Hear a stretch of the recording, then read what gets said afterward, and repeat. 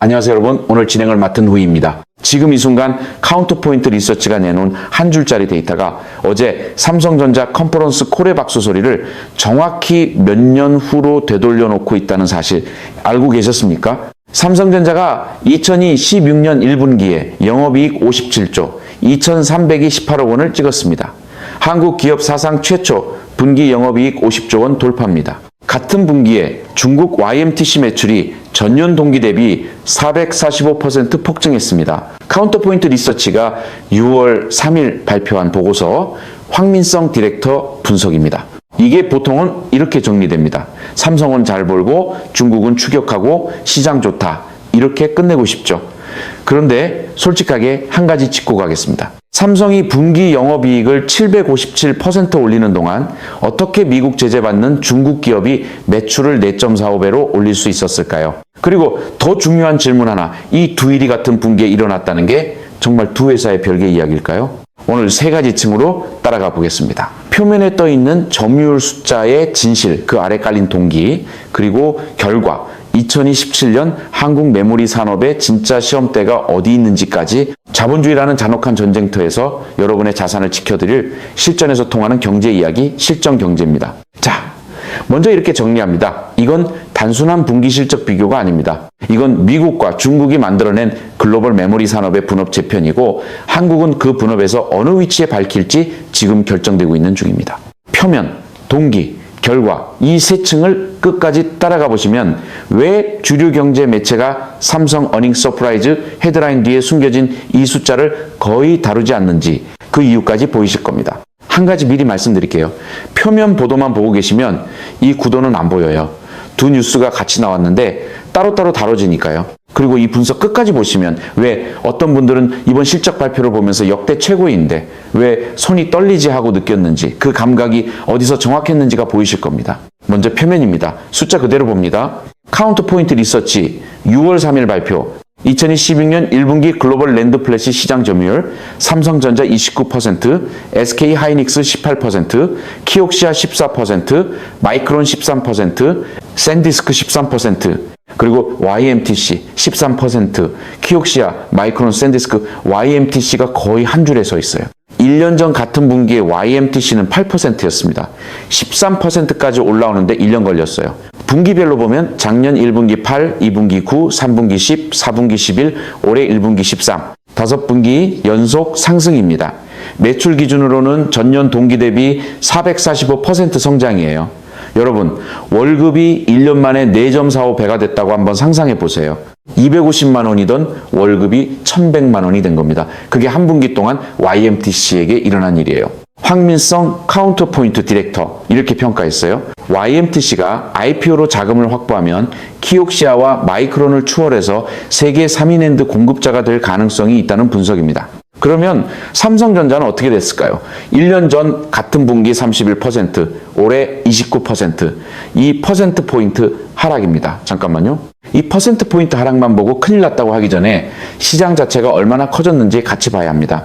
2026년 1분기 글로벌 랜드 시장 총 매출이 460억 달러, 한국 돈으로 약 63조 원이에요. 전년 동기 대비 3.5배, 파이 자체가 거의 4배 가까이 커졌습니다. 이 상황에서 점유율 2%포인트 하락은 매출이 줄었다는 뜻이 전혀 아닙니다. 절대 매출은 폭증했어요. 삼성전자가 1분기에 매출 133조 8,700억 원, 영업이익 57조 2,328억 원을 찍었습니다. 영업이익이 전년 동기 대비 756% 늘었어요. 시장 컨센서스가 38조 원이었는데 50%를 넘게 상회한 어닝 서프라이즈입니다. 이 중 반도체 부문 DS가 영업이익의 94%, 약 50조 원 이상을 차지했어요. 이걸 동네 마트로 한번 비유해 드릴게요. 동네 마트가 2개였는데 갑자기 5개가 생겼어요. 삼성시의 시장 점유율은 50%에서 20%로 떨어졌습니다. 그런데 동네 인구가 5배로 늘었어요. 삼성시의 실제 매출은 오히려 2배가 됐습니다. 지금 삼성전자에게 일어나는 일이 정확히 이거예요. 그런데 한 가지 더 봐야 합니다. YMTC가 가져간 자리가 어느 영역인가? 첨단 HBM이 아니에요. 중저가, 엔터프라이즈, SSD 영역, 그러니까 중국 데이터 센터들, 텐센트, 알리바바, 바이트댄스 이 회사들이 쓰는 서버용 저장 장치 시장입니다. 미국 제재로 외국산 반도체 쓰기 어려워진 중국 기업들이 어차피 못 쓸 거면 국산으로 가자는 흐름으로 이동한 거죠. 가격은 더 싸고 납품은 더 빠릅니다. 중국 내의 고객 입장에서는 충분히 매력적이에요. 그리고 동시에 일이 하나 더 진행 중이에요. YMTC가 IPO를 준비하고 있습니다. 2026년 5월 19일 블룸버그 보도예요.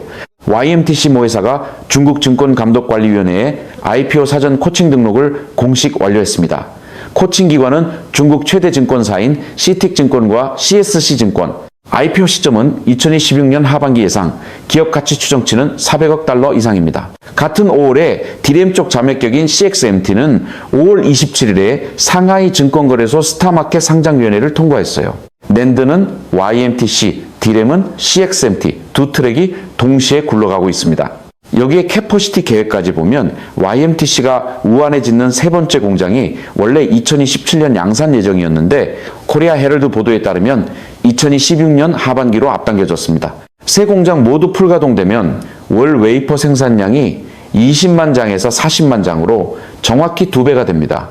참고로 CXMT 쪽 숫자도 무섭습니다. CXMT는 2025년 매출 약 80억 달러를 기록했어요. 전년 대비 130% 성장입니다. 월간 디램 웨이퍼 캐퍼시티가 2024년 초 10만 장에서 연말에 29만 장까지 갔습니다. 거의 3배. 자, 이 두 회사 YMTC와 CXMT가 IPO로 같이 자금 조달에 성공하는 시나리오를 한번 머릿속에 그려보세요.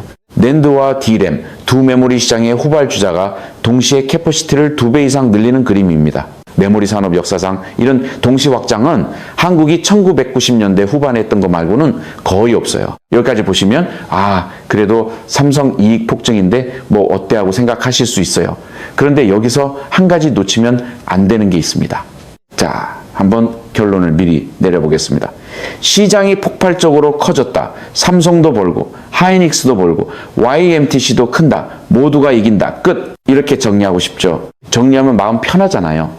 그런데 사실은 정확히 여기서부터 진짜 그림이 시작됩니다. 질문 하나 드릴게요. 시장 파이가 영원히 이렇게 커질까요? 카운터포인트의 분석은 이렇습니다. AI 인프라 투자가 만들어낸 이번 공급 부족이 해소되는 시점, 신규 팹들이 본격적으로 돌아가는 시점은 대략 2030년경입니다. 그러니까 앞으로 3년에서 4년 시장이 폭발적으로 커지는 그 사이에 누가 어떤 영역을 가져가느냐, 그게 그 다음 15년의 메모리 산업 점유율을 결정한다는 뜻이에요. 그 3년에서 4년 사이에 YMTC 캐퍼시티는 2배가 됩니다. 한국과 일본 기업들은 미국의 수출 통제, 그러니까 익스포트 컨트롤 때문에 중국 내 캐퍼시티 확장이 막혀 있습니다. 시양 공장, 우시 공장 다 애뉴얼 리뉴얼로 묶여 있어요. 시장이 정상화될 때, 그러니까 파이가 더 이상 안 커질 때 점유율이 결정됩니다. 그리고 그 점유율 결정 게임에 IPO 자금 수백억 달러가 들어가는 순간 게임 체스판이 바뀝니다. 그럼 왜 이렇게 됐을까요? 진짜 그림은 이 다음에 나옵니다. 2022년 미국이 YMTC를 미국 상무부 거래 제한 명단, 그러니까 엔티티 리스트에 추가했습니다. 의도는 분명했어요. 중국 메모리 산업의 첨단 장비 접근을 차단해서 기술 발전을 막겠다는 겁니다. 단기적으로는 효과가 있었어요. YMTC가 한동안 멈췄으니까요. 그런데 4년이 지난 지금 결과를 보면 이 제재가 정확히 의도한 것에 반대로 작동했다는 게 보입니다. 어떻게 해요? 두 가지가 동시에 일어났어요. 첫째, 중국 정부가 자국 반도체 장비 기업, 예를 들면 나우라 테크놀로지 같은 회사들의 자금을 폭탄처럼 투하했습니다. 자금률을 끌어올렸어요. 나우라 매출이 2023년 220억 위안에서 2025년 370억 위안으로 갔습니다. SM이 이 같은 리소그래피 장비 업체도 자체 DUV 이 시스템 양산을 시작했어요. ASML EUV는 못 봤지만 그 아래세대 장비들은 점차 국산화되고 있다는 거예요. 둘째, 중국 내수 기업들이 어차피 외산 못 쓸 거면 국산 우대하자는 흐름으로 정렬됐습니다. 이게 합쳐지면 중국 내수 시장 전체가 YMTC에게 통째로 몰아주는 구조가 형성된 거예요. 이거 웃을 일이 아닙니다. 미국 제재가 차단하려던 그 기업을 정확히 중국 내수의 독점 사업자로 만들어주는 결과가 나오고 있는 거예요. 이런 패턴 처음이 아닙니다. 1980년대 미국이 일본 반도체를 제재했을 때 결과적으로 그 자리를 한국이 가져갔잖아요. 30년 후 같은 구조가 거꾸로 작동하고 있는 겁니다. 그러면 삼성은 그 사이에 뭘 했을까요? 도망쳤습니다. HBM이라는 프리미엄 전장으로 도망친 거예요. 확인된 사실입니다. 삼성전자 2026년 2월에 HBM4를 세계 최초로 양산 출하했습니다. HBM4, 고대 역폭 메모리 4세대 AI 서버의 심장입니다. 엔비디아, AMD, 구글, 마이크로소프트가 지금 삼성에게 원하는 건 낸드가 아니에요. HBM입니다. 4월 30일 컨퍼런스 콜에서 삼성 메모리 사업부가 직접 말했어요. HBM4 차별화된 성능으로 고객 수요가 집중돼서 회사가 준비한 생산 능력은 모두 솔드아웃 됐다는 겁니다. 올해 HBM 매출이 전년 대비 3배 이상 늘어날 전망이라고 합니다. 차세대 HBM4의 첫 샘플 출하는 2분기 중 핀당 16Gbps 속도, 4.0TB per second 대역폭입니다. YMTC는 HBM 못 만듭니다. 기술적으로 아직 도달하지 못했어요. 다시 동네마트 비유로 돌아가 보겠습니다. 동네마트가 늘어나서 삼성마트의 라면, 과자 매출이 줄었어요. 그런데 삼성마트는 그 자리에 갑자기 유기농 명품 코너를 만들었습니다. 라면은 YMTC한테 넘기고 트러플과 와인을 팔기 시작한 거예요. 점유율은 줄었지만 객단가가 폭발했습니다. 이게 HBM 전환의 본질이에요. 그런데 여기서 잠깐만요. 한 가지 짚고 가야 할 게 있어요. 삼성이 낸드를 양보한 게 자율적 선택이었나? 강요된 선택이었나? 사실 미국 제재가 한국 기업에도 영향을 줍니다. 시안 공장에 ASML EUV 못 들여놓아요. 낸드 첨단 라인 확장에 한계가 있습니다. 그래서 이익률 높은 HBM으로 도망갔다는 표현이 정확하게는 도망갈 수밖에 없었다에 가까워요. 지금 글로벌 메모리 산업이 두 트랙으로 분리되고 있는 겁니다. 트랙 1은 중국 내수용 YMTC, CXMT가 독점합니다. 트랙 2는 글로벌 프리미엄, 삼성, SK 하이닉스, 마이크론이 HBM 중심으로 갑니다. 이 분업을 누가 설계했는가? 미국 상무부 산업안보국 BIS가 설계했고 한국 기업은 그 분업 안에서 적응 중인 겁니다. 그리고 한 가지 더 짚어야 할 게 있어요. 2026년 1월 15일에 BIS가 새로운 룰을 발표했습니다. 엔비디아 H200, AMD MI325X 같은 AI 칩의 중국 수출이 케이스 바이 케이스 심사로 바뀌었어요. 25% 관세, 50% 물량 제한, 제3자 테스트 의무까지 붙었습니다. 즉 미국 정책 자체가 분기별로 흔들리는 구조가 된 거예요. 한국 기업 입장에서는 시안 공장, 애뉴얼, 리뉴얼이 매년 이런 정치 변동에 노출되어 있다는 의미입니다. 작년까지는 인디피니트 웨이버였는데 올해부터 매년 갱신으로 바뀌었잖아요. 정책이 한번 바뀌면 한국 메모리 생산의 35%가 흔들리는 거예요. 지상파 뉴스나 경제지 헤드라인만 보고 있으면 이 구조가 거의 안 보입니다. 삼성 어닝 서프라이즈와 YMTC 점유율 상승이 별개 기사로 나오니까요. 같은 그림인데 따로따로 나오는 거예요. 자, 여기서 역사를 한번 짚어봅니다. 2000년대 초 일본 샤프와 소니가 전 세계 LCD 시장을 장악하고 있었습니다. 당시 한국 삼성은 후발주자였어요. 기술 격차는 컸고 전문가들은 한국이 따라잡기 어렵다고 했습니다. 그런데 한국은 따라잡았어요. 어떻게 해요? 세 가지가 있었습니다. 한국 내수 시장이 발판 역할을 했고 정부가 산업 정책으로 지원했고 그리고 결정적으로 첨단 LCD 장비를 일본에서 자유롭게 수입할 수 있었습니다. 지금 YMTC가 걷는 길이 그때 한국 길과 정확히 같아 보입니다. 중국 내수 시장, 정부 지원. 그런데 결정적 차이가 하나 있어요. 그때 한국은 일본에서 장비를 자유롭게 사올 수 있었지만 YMTC는 ASML EUV를 절대 못 들여놓아요. 미국이 막아놨거든요. 그러면 YMTC는 못 따라잡을까요? 일단 그렇게 봅니다. 그런데 진짜 질문은 이게 아니에요. 진짜 그림은 이겁니다. 삼성이 점유율을 빼앗긴 게 아니라 빼앗기는 척하면서 도망친 거예요. 그런데 그 도주로마저 미국이 정해줬다는 게 진짜 문제죠. 잠깐 생각해 보시죠. 이게 정확히 무슨 의미인지. 지금까지 봤듯이 YMTC는 낸드에서 13%까지 올라왔습니다. 다음 단계가 뭐냐? 작년 9월에 YMTC가 공식 발표한 게 있어요. DRAM 그리고 HBM 진입 계획. 우한 세 번째 공장 캐퍼시티의 절반을 DRAM 라인으로 잡았습니다. DRAM 쪽에서는 CXMT가 이미 상하이에서 HBM 매스 프로덕션을 준비 중이에요. 2026년 연말 예정입니다. 그리고 낸드 자체 기술 진도도 보셔야 합니다. YMTC는 현재 엑스태킹 4.0 아키텍처로 267층 3D 낸드를 양산 중이에요. 300층 이상도 준비 중입니다. 비교하면 SK 하이닉스가 321층, 삼성은 286층. 1, 2년 전만 해도 2, 3세대 차이라고 했는데 지금은 1세대 정도로 좁혀졌어요. 그리고 YMTC가 하이브리드 본딩 두 웨이퍼를 직접 접합하는 첨단 패키징 기술인데 이 분야 특허를 빠르게 늘리고 있습니다. 이건 HBM 만드는데 직접적으로 쓰이는 핵심 기술입니다. 미국이 2024년 12월에 HBM 수출 규제를 강화했죠. 의도는 또 분명했습니다. 중국이 AI 칩 만드는 데 필요한 HBM 접근을 차단하겠다는 거였어요. 그 결과는 어땠을까요? 이번에도 동일합니다. 중국이 자체 HBM 만들 동인이 더 강해졌어요. 같은 부메랑이 한 번 더 작동하고 있습니다. 만약에 YMTC나 CXMT가 HBM 진입 시도를 공식 발표하는 날, 그 순간이 한국 메모리 산업의 진짜 위협 신호입니다. 현재 한국은 HBM이 마지막 프리미엄 방어선이에요.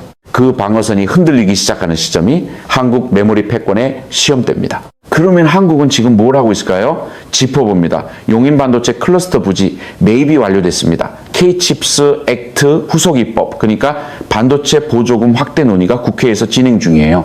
외교적으로는 이재명 행정부 출범 이후 미중 사이의 균형 라인이 어느 정도 정리되고 있습니다.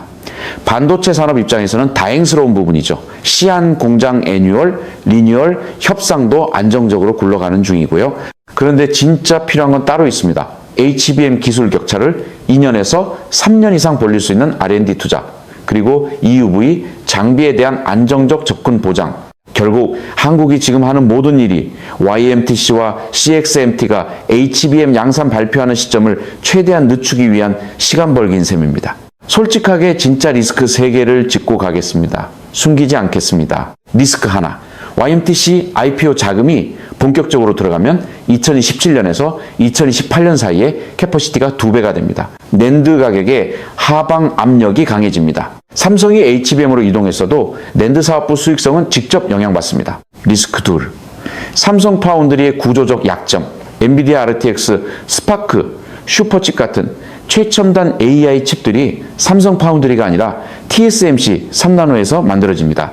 메모리로 돈을 벌어도 파운드리 부진이 길어지면 기업 가치 재평가 압력이 옵니다.